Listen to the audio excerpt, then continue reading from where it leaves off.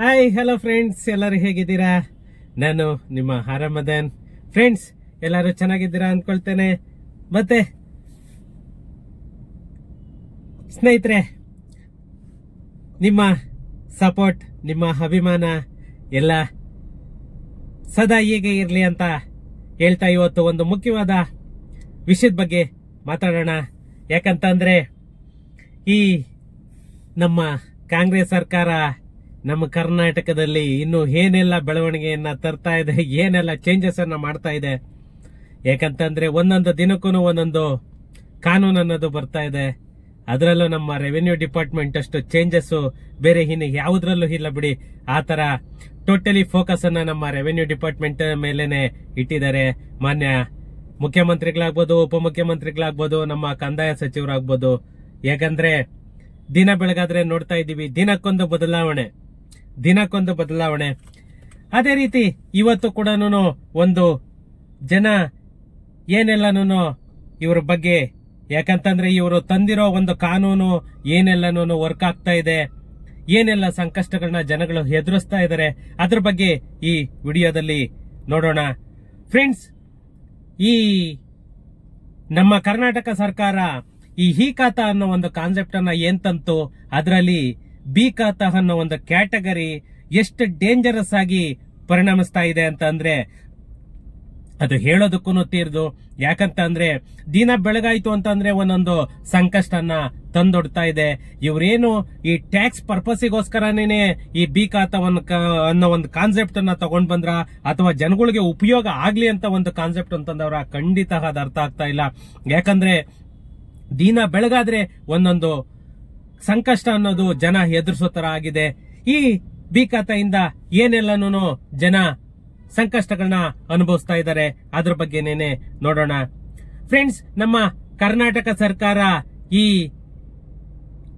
ನಮ್ಮ ಬೆಂಗಳೂರಲ್ಲಿ ಏನು ಸುಮಾರು 30ರಿಂದ 40 ಲಕ್ಷ ಪ್ರಾಪರ್ಟಿಗಳಿಗೆ ಈ ಬಿ ಖಾತಾ ಅನ್ನೋ ಒಂದು ಕಾನ್ಸೆಪ್ಟ್ ಅನ್ನ ತಗೊಂಡ್ ಬಂತು. ಯಾಕಂತಂದ್ರೆ ಇಲ್ಲಿರೋದು ಆಲ್ಮೋಸ್ಟ್ ನನಗೆ ಗೊತ್ತಿರೋ ತರ 80% ನಮ್ಮ ಬೆಂಗಳೂರಲ್ಲಿ ಬಿ ಖಾತಾನೇ ಇರೋದು.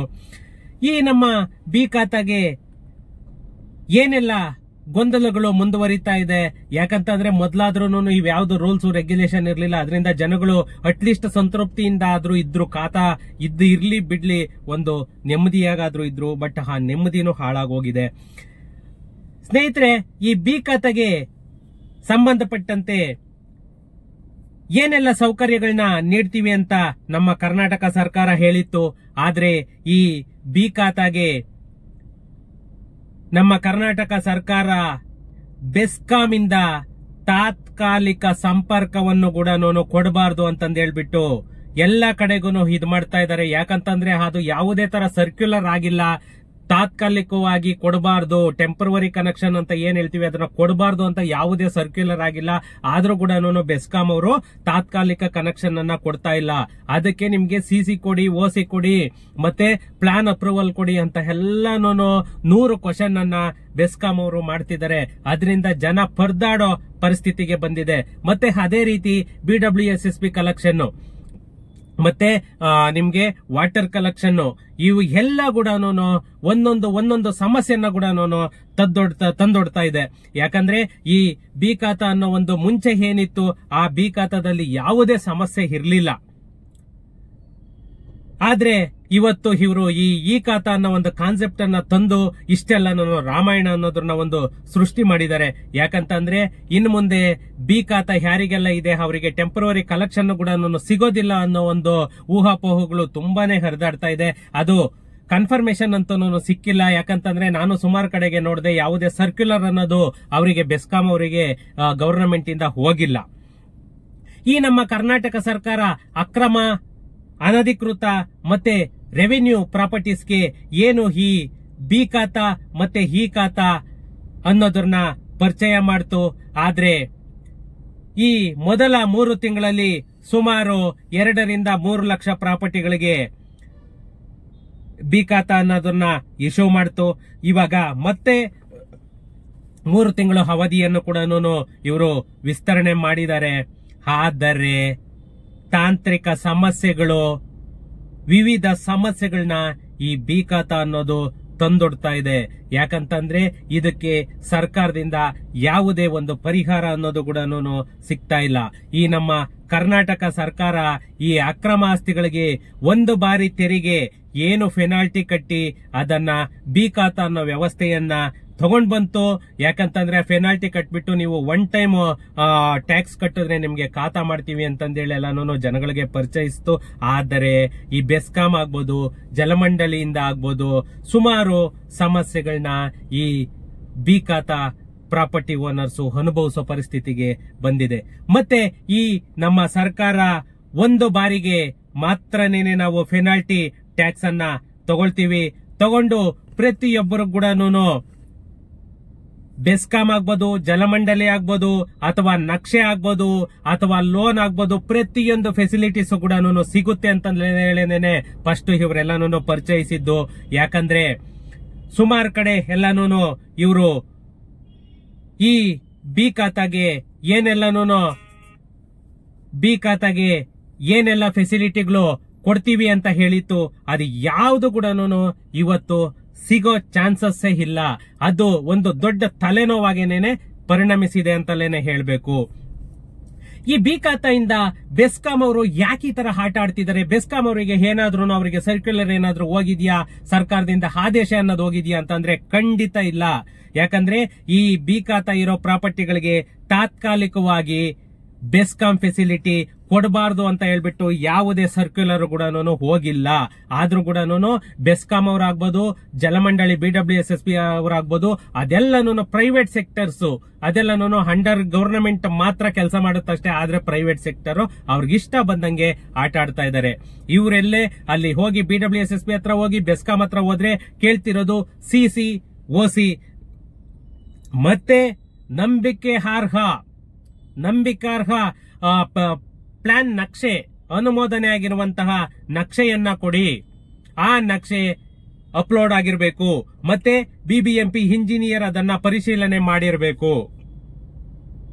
ಅವಾಗ ಮಾತ್ರನೇನೆ ನಿಮ್ಗೆ BBMP ಇಂಜಿನಿಯರ್ ಏನು ಪರಿಶೀಲನೆ ಮಾಡಿ ಅದಕ್ಕೆ ಹಿದ್ ಮಾಡ್ತಾನೆ, ಅದಕ್ಕೆ ಮಾತ್ರನೇನೆ ನಿಮ್ಗೆ ಬೆಸ್ಕಾಂ ಅಥವಾ BWSSB ಫೆಸಿಲಿಟಿ ಅನ್ನೋದು ಕೂಡ ನಾವು ಕೊಡ್ತೀವಿ ಅಂತ ಹೇಳ್ಬಿಟ್ಟು ಬೆಸ್ಕಾಂ ಅವರು BWSSB ಅವರು ಜನಗಳ ಹತ್ರ ಹೇಳ್ತಿರೋದು. ಅದೇನೇನೆ ಒಂದು ದೊಡ್ಡ ತಲೆನೋವಾಗಿ ಕೂಡ ಪರಿಣಮಿಸಿದೆ ಅಂತಲೇನೆ ಹೇಳ್ಬೇಕು. ಈ ನಮ್ಮ ಬಿ ಖಾತಾ ಅನ್ನೋ ಒಂದು ಕಾನ್ಸೆಪ್ಟ್ ಇನ್ನೂ ಕ್ರಿಯೇಟ್ ಆಗ್ತಾನೆ ಇದೆ, ಸಮಸ್ಯೆಗಳು ಕ್ರಿಯೇಟ್ ಆಗ್ತಾ ಇದೆ. ಇದೊಂದು ಮುಗಿಯದ ಕತೆ ಅಂತಲೇನೆ ಹೇಳ್ಬೇಕು.